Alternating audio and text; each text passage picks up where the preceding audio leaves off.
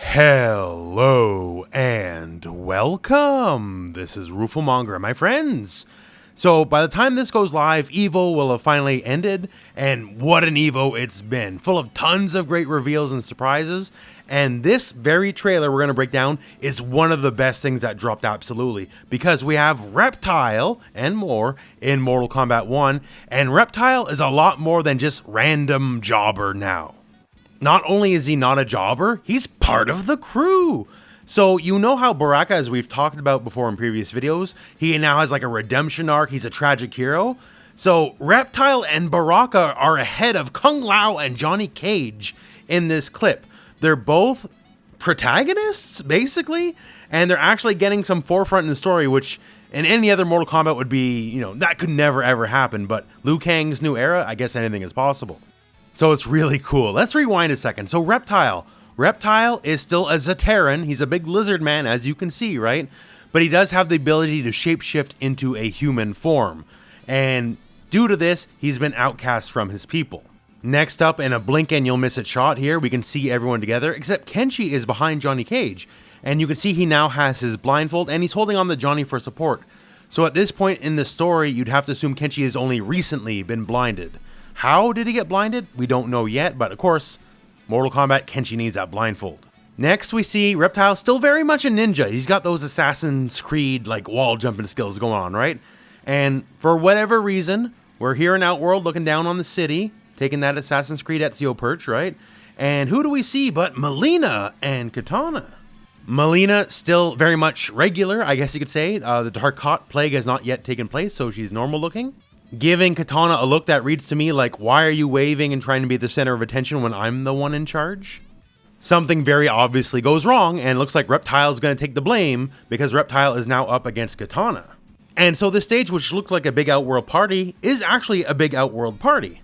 So now to rewind on the gameplay. So we can see a quick launcher string, can have a juggle potential, which is great, and we see the Frost cameo. So we did cover this cameo in the Lee May video, which will be linked at the end of this video. It's really, really good, y'all.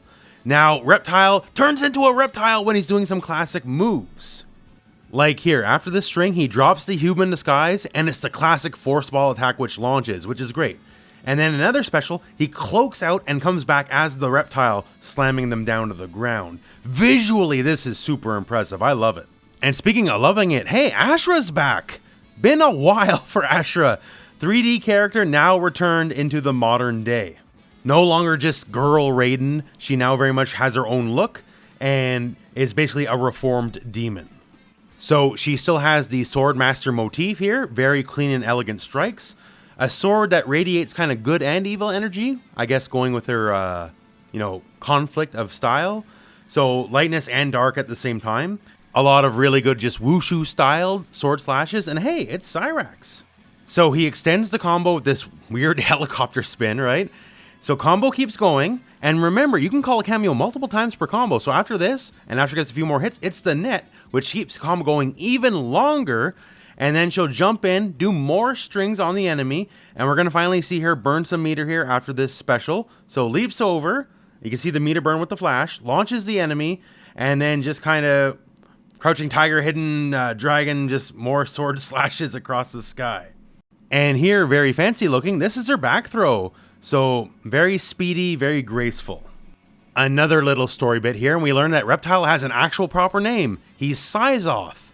So he's not just Reptile to everybody. And now our next cutscene's a fake out, because they're going to go to our next new character, right? But this is not the next new character. This is 1000% Ashrah chopping through one of Quan Chi's skulls, one of his projectiles. So even though Quan Chi will be DLC, I guarantee you he's in story mode because nobody else has those green skulls. So we had Ashrah, and our next returning beloved 3D era character is here because we have Havik. And yes, he's just as gross and disgusting as he's ever been because he's ripping off his own arms, regrowing all that stuff. And also, by the way, Serena now confirmed as a cameo character. And get a load of the stage. This is like Living Forest gone wrong. We've seen nice, happy Living Forest, but this is starting to look more like the classic bad Living Forest.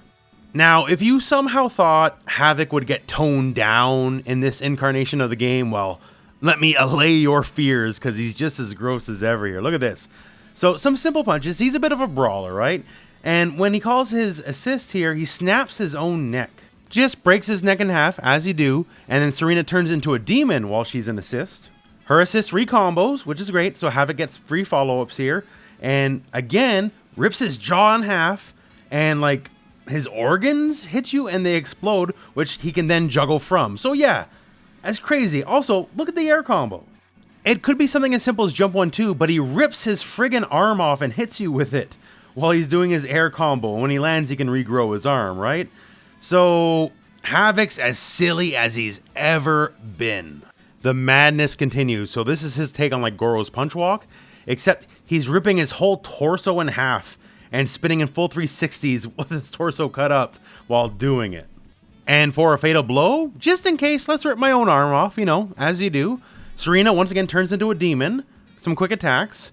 I guess she doesn't like Ashrah because, you know, escaped Netherrealm character, right? And Havik's pretty brutal. Let's just leave it at that. Havik's pretty brutal.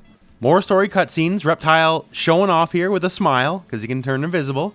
Johnny Cage suitably impressed. More gameplay out of Reptile. And what we're going to see here, quick string, right?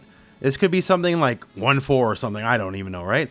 But as he turns into the Reptile, you can see really smart animation here. So he only turns his tail, very long range, probably really good poke.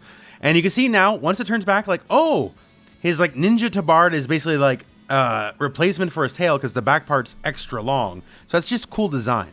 Now, next up, I think this is like actually brilliant and inspired. So what you're seeing here is his slide. It's his classic slide. Like Melina goes for thsi. It's a high, right? So he goes under it and hits her. So it works like gameplay wise exactly like the slides always worked, which is good, but it's themed with his new shape-shifting ability. And what is he doing? He's doing like a crocodile / gator death roll. When he bites onto you, he spins just like a gator would and knocks you around. So it's just so thematic with the character, man. Like, it's really good. I love it. Now, this ain't all about Reptile because we got to get our boy Curtis Stryker in on the action. So he is the cameo and he does a breaker here. Melina Ball, punish him on block, shocker, right? So we get a bit of a string here after the Melina Ball is blocked. So this could be an overhead just by the animation, and it does bounce. Bounces are always very good. After the bounce, quick string follow-up, and then we get the classic Reptile spit. So the projectile stuff, maybe it's not a full range projectile, but it's hard to tell by the animation. But at the very least, it does have some range, and it looks suitably like pukey, acidic, and gross as it should. Between this and Havik, give the art team a raise. They deserve it. This is good stuff. So now we see the Reptile fatal blow. So we start with Curtis Stryker, and he's just cold-blooded, man. He's just shooting into you, taser, ribcage just blown up by the nightstick. It's good, man. And Reptile just slamming you around, the big bite. Like, man, this is like one of the biggest glow-ups I've ever seen in a fighting game. So now let's rewind on the Havik stuff, because this is really good too. So Serena cameo has almost like a demonic flash kick they try to use as an anti-air. That's really interesting. So now a low from Havik calls the assist again, and this time Serena's doing like a Quan Chi rune kind of deal, like say MKX. Not sure the effects, although Havik's literally beating the crap out of Ashrah with his arm, right? So I'm sure it's effective enough, but maybe it's like a damage boost while you're in the rune portal, or it could slow the enemy down, or it could be a myriad of things, really. All I know is Havik pukes blood on you, and what seems to be a bit of a rolling command grab.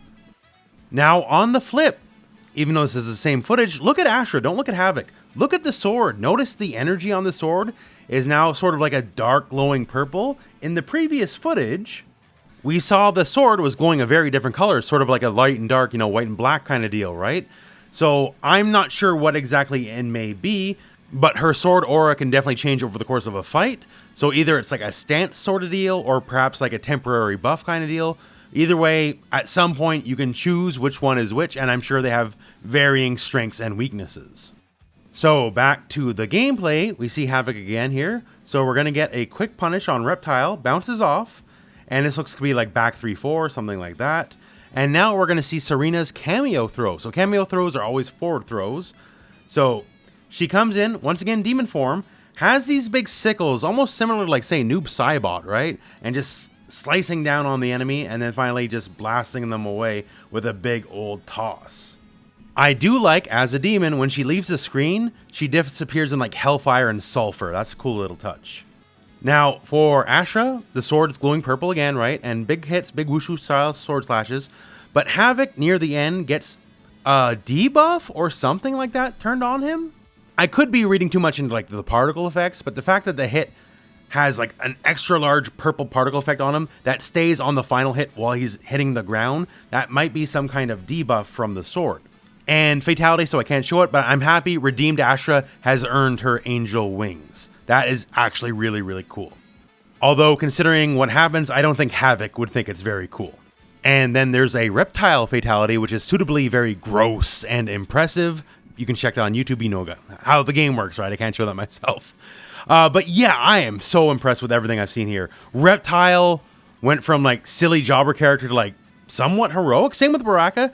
So they're turning the jobbers into like actually admirable characters that are much more impressive than they usually are. And I think that's a massive win for Mortal Kombat 1. They turned Reptile from the silly guy who did crab style in Deadly Alliance to this. That's a very, very big glow up. Ashrah and Havik showing up, those are basically the two characters I would pick from the 3D era to return. Because Darius, well, we got Darius as like the joke cameo. I don't ever want to see Hotaru ever again. And for like Dairo, people don't even remember Dairo. So they definitely picked the right characters this time around because Ashrah and Havik are the ones with the actual potential and actual future. And I think this video is a very good showcase of it because they show very, very well. And with how good all this is, there's still more to come. We still have a lot more characters to go just yet and a lot more cameos to see as well. MK1 is shaping up to be a real banger, a real return to form, especially after the few minor gameplay quibbles, which they did address, as shown in the Lee May video, linked at the end of this video. So they're doing good with this, and they are listening and making course corrections along the way. So that's a recipe for a home run for me. That said, that's about it for the trailer. Once again, impressed, looking forward to seeing more, and all in all, EVO as a whole was amazing. I'm on site right now. I'm in a hotel recording this, and it's just been a blast. It's been a blast. But that said, I'm rambling, so that's the end of the video. So thank you very much for watching. Hope this video has found you well, and go out and play some Mortal Kombat.